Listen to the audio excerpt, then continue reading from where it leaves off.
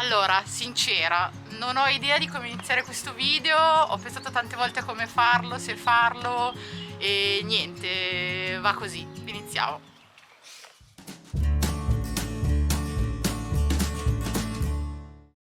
Ciao a tutti, mi chiamo Natalia e tra poco partirò per realizzare il mio sogno, fare il giro del mondo.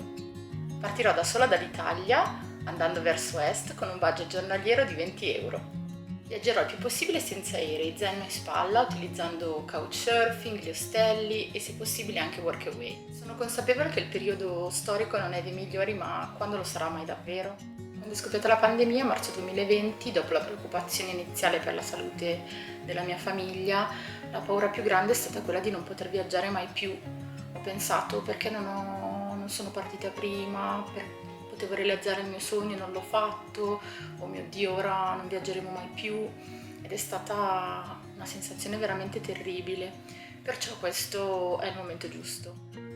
Seguo tantissimi viaggiatori che hanno lasciato tutto per partire e viaggiare e la maggior parte delle volte sono storie di questo tipo, persone che sono anni che lavorano nello stesso ufficio, nella stessa azienda e non ne possono più, quindi lasciano tutto improvvisamente, magari lasciano il compagno o la compagna per partire, non ne possono più della vita tutti i giorni sempre uguale. Davanti a questo tipo di storie io ho sempre due tipi di reazioni. La prima è quella di invidia e ammirazione assolutamente perché so quanto è difficile mollare tutto e ricominciare da capo, perciò veramente mi piacerebbe tanto essere come loro.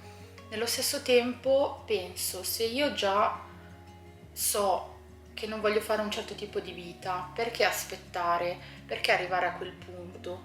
E questa cosa mi ha sempre fatto pensare, faccio un esempio, quando andavo all'università io ho sempre fatto la pendolare, perciò dal mio paese prendevo il treno tutti i giorni per andare all'università a Milano. Quindi ogni giorno erano 3-4 ore di mezzi pubblici, poi studiare in università, tornare alla sera tardi, alle 9, alle 10, andare a dormire e il giorno dopo ricominciare da capo per poi lavorare il weekend, le feste, l'estate. Insomma, una vita abbastanza pesante. E quando viaggiavo per andare all'università vedevo sempre le persone che facevano il pendolare per andare a lavorare. Quindi facevano tutti i giorni avanti e indietro col treno da anni e probabilmente l'avrebbero fatto per tutto il resto della loro vita. Questa cosa a me angosciava tantissimo perché sapevo di non volere fare questo, perciò nella mia mente pensavo, io non avrò mai il coraggio, se inizio a fare questo tipo di vita non avrò mai il coraggio di smettere, perciò non devo iniziare assolutamente.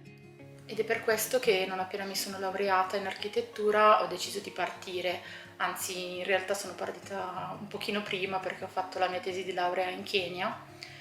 Poi successivamente ho fatto tantissime cose in tantissimi paesi diversi, ho fatto la babysitter in California, a Bali, l'architetto a Shanghai, ho vissuto in Francia, ho fatto volontariato per un anno e mezzo, insomma ho vissuto in tanti paesi. Sono cresciuta in un paese di 5.000 abitanti sul Lago Maggiore e quando ero adolescente con i miei amici passavamo il tempo da fare avanti e indietro lungo il lago e io mi ricordo che pensavo sempre, ma possibile che tutta la mia vita sarà qui? Io lavorerò in un posto a 100 metri da casa, parlerò sempre la stessa lingua con le stesse persone, vedrò sempre gli stessi posti, ma soprattutto io mi immaginavo se io fossi nata per esempio dall'altra parte del mondo, se fossi nata in Africa, in Cina, in America, come sarebbe stata la mia vita, il mio lavoro, la mia quotidianità.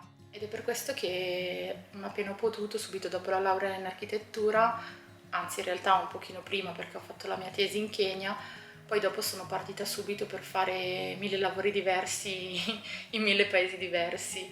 Ho fatto la ragazza alla pari in California, a Bali, ho fatto l'architetto a Shanghai, volontariato in Francia per più di un anno, insomma ho vissuto veramente in tanti posti. Tutte queste esperienze sono state un concatenarsi di occasioni e casualità che mi hanno portato a visitare circa 50 paesi nel mondo. Per tanti anni non sono praticamente stata ferma ed è per questo che mi chiamo la toupie, che in francese significa la trottola. Voi provate a immaginare questo. Domani vi svegliate e siete in un paese diverso dal vostro. C'è una lingua diversa, il cibo è diverso, le persone sono diverse, nessuno capisce quello che dite, dove vivete è completamente diverso da quello a cui siete abituati, i supermercati sono diversi, tutto quanto, avete un nuovo lavoro, nuovi amici, perfetto, vi abituate, passano 3, 4, 6 mesi e poi ricominciate tutto da capo e poi di nuovo, di nuovo e di nuovo. Per tanti sarà sicuramente un incubo, ma per me è fantastico ed è quello che ho fatto praticamente negli ultimi 10 anni ed è quello che mi fa sentire veramente bene. Paradossalmente per me il cambiamento è la cosa che più mi dà stabilità e il fatto di essermi abituata a tutte queste cose nuove, ogni volta diverse, mi fa capire che posso fare tante altre cose. Quindi so che se sarà difficile, però so che ce la posso fare. L'idea di fare il giro del mondo mi è venuta leggendo il libro di Eddie Cattaneo, Mondo via Terra, e soprattutto seguendo Claudio Pellizzeni di Trip Therapy, che insomma lui ha fatto un documentario sul suo giro del mondo, 1000 giorni intorno al mondo, che si chiama 12 Miles to Happiness. E se vi capita di guardarlo è stupendo, soprattutto l'ultima parte. Lui praticamente è partito da Piacenza, quindi sempre dal nord Italia, un po' come me, e appunto ha viaggiato per 1000 giorni mi sembra, e la scena finale dove lui torna passando da Milano, riprende il treno che prendeva tutti i giorni per andare al lavoro e torna a casa sua e riabbraccia la sua famiglia, per me è stupendo, ogni volta che lo guardo mi commuovo perché vorrei fare la stessa cosa. Seguo anche moltissimi altri viaggiatori che hanno fatto il giro del mondo, come Angela e Paolo, che attualmente sono in Turchia, di Beyond the Trip. Seguo Andrea e Federica di Trip and Roll, che hanno fatto il giro del mondo, Eric di I Have a Trip, insomma Gianluca di Operazione Giro del Mondo, un sacco di persone. La maggior parte di loro sono coppie oppure persone di maschi, dei ragazzi che partono in solitaria. A me piacerebbe dimostrare, insomma, far vedere che è possibile farlo anche per una ragazza che viaggia da sola, ma che non sarà mai da sola, perché poi quando si viaggia si incontrano un sacco di persone, anzi si è molto più aperti alle esperienze rispetto ai viaggi che si fanno normalmente in compagnia di amici o familiari. Quindi riassumendo, gli obiettivi di questo giro del mondo saranno quello di viaggiare principalmente senza aerei. Dico principalmente perché forse non tutti sanno che le navi cargo sono molto molto care, soprattutto per il mio budget, quindi deciderò al momento cosa fare. Però principalmente viaggerò appunto con bus e treni. Vorrei visitare il più possibile paesi che non ho ancora visitato. Vorrei assolutamente avere molte occasioni di entrare in contatto con la popolazione locale, quindi con la cultura, le famiglie. Spero di riuscirci soprattutto con couchsurfing e workaway. E poi l'ultima cosa, il mio budget, spero, anzi, dovrò rispettare un budget giornaliero di circa 20 euro.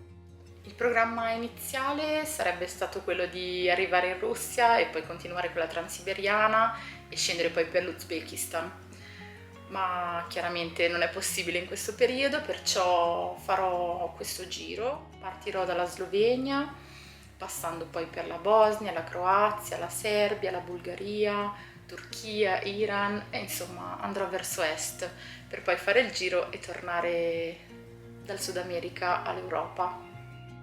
Cercherò di documentare il tutto con dei video che per me saranno una sorta di diario di viaggio e inoltre potrebbero essere il modo per la mia famiglia di partecipare alla mia avventura e sicuramente potranno essere uno spunto per chi volesse fare il mio stesso tipo di viaggio.